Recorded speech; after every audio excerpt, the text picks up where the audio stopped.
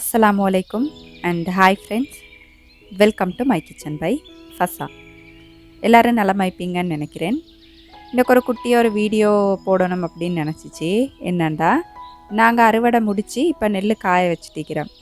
அப்போ காலையில் இப்படி காய வைக்கும்போது இந்த காலை பொழுதோட அழகு வந்துட்டு எனக்கு மனசுக்கு அவ்வளோ இதமாக இருந்துச்சு. அப்போ என்ன மாதிரி இயற்கை விரும்பிகளுக்கு கட்டாயம் இந்த வீடியோ விருப்பமாய்க்கும் அப்படின்னு தான் உங்களோட ஷேர் பண்ண போகிறேன். மற்றபடி சும்மா வீடியோ போடணும் அப்படின்றதுக்காக வேண்டியெல்லாம் போடலை.